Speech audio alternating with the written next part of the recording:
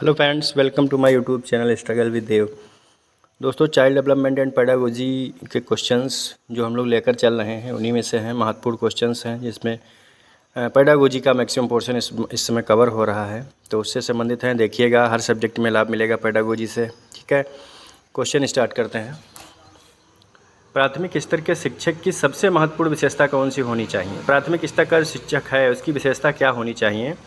पढ़ाने की योग्यता, चेहरे पर मुस्कान, उपयुक्त सभी, या धैर्य एवं दृढ़ता। देखिए, ऑप्शन तो सभी सही लग रहे हैं, लेकिन सब में सबसे महत्वपूर्ण विशेषता जो है वो धैर्य और दृढ़ता है। टीचर के अंदर पैसेंस जरूर होना चाहिए, तो सी ऑप्शन सही है। अगला है, किस भारतीय चिकित्साविद की भूमिका बाल केंद्रित शिक्षा के क्षेत्र में सर्वाधिक उल्लेखनीय है? तो भैया गिजू भाई बधेका, महात्मा गांधी, रविंद्रनाथ टैगोर, वाटसन। तो गिजू भाई बधेका ऐसे शिक्षाविद हैं जिनकी बाल केंद्रित शिक्षा के क्षेत्र में सर्वाधिक उल्लेखनीय रही है। गिजू भाई बधेका को मूंछों वाली माँ के नाम से जाना जाता है। बच्चों के प्रति इनका अपार स्नेह देखा गया है। ठीक है, तो ये ऑप्शन यहाँ पर सही है। फिर है, प्रगतिशील शिक्षा के संदर्भ में निम्नलिखित में से कौन सा कथन सही नहीं है? प्रगतिशील शिक्षा में छात्र का विशेष महत्व है, शिक्षक का नहीं। ये बात तो सही है। अगला है, आधुनिक शिक्षा में वैज्ञानिक और सामाजिक प्रवृत्ति प्रगतिशील शिक्षा का योगदान है। ठीक है, प्रगतिशील शिक्षा के अंतर्गत दो तत्वों रुचि और प्रयास को महत्वपूर्ण माना जाता है। सही है। प्रगतिशील शिक्षा का उद्देश्य मात्र बालक की शक्तियों का विकास करना होता है। मात्र बालक की शक्तियों का विकास करना होता है।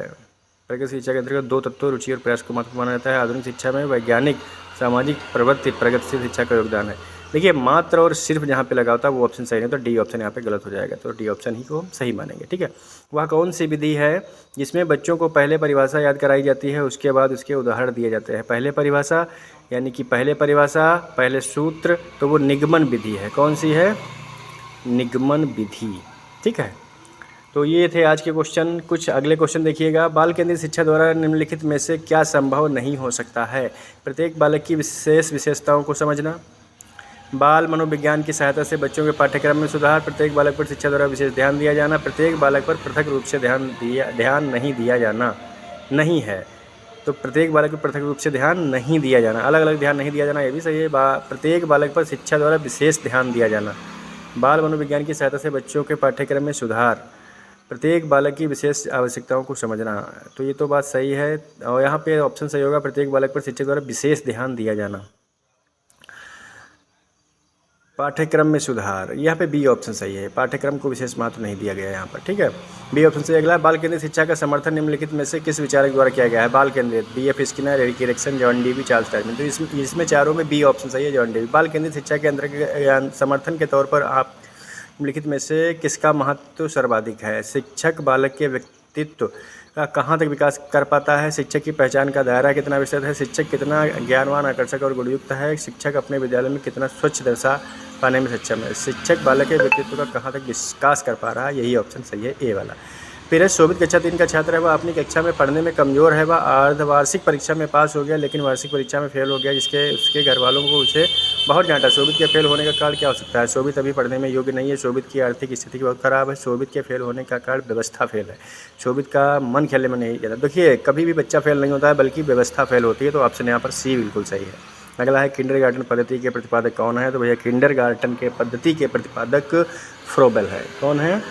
फ्रोबेल है। किंडरगार्टन पद्धति के प्रतिपादक कौन है भैया? तो वो हैं फ्रोबेल जी। कौन है? फ्रोबेल। तो ये प्रश्न थे आज के, बहुत ही बेहद महत्वपूर्ण प्रश्न हैं। उम्मीद है कि आपको यह प्रश्न पसंद आएंगे। अगर पसंद आते हैं तो इन प्रश्नों को उन सभी लोगों तक पहुँचाइए जिनको सीटेट एग्ज़ाम देना है 7 जुलाई को, और 7 जुलाई के एग्ज़ाम्स के लिए हमेशा आपके साथ में हमारी शुभकामनाएं हैं। और उम्मीद करते हैं कि ये सेशन अच्छा लगा होगा। शेयर कीजिए, सब्सक्राइब कीजिए, लाइक कीजिए। अगर अच्छा लगता है तो कमेंट जरूर कीजिएगा, बताइएगा कैसा सेशन है। ऐसे ही मिलते रहेंगे प्रतिदिन नए नए क्वेश्चंस के साथ। आगे अभी और कुछ क्वेश्चंस बाकी हैं। 7 जुलाई के पहले सारे क्वेश्चंस आप तक हम पहुंचा देंगे, और उम्मीद है इस बार आप लोग सीटेट में हमारी तरफ से हमारे प्रयास से और आप लोग अपनी मेहनत से 50 नंबर्स तो आप हमारे साथ मिलकर के प्राप्त कर सकेंगे। Okay, thank you, bye bye, take care.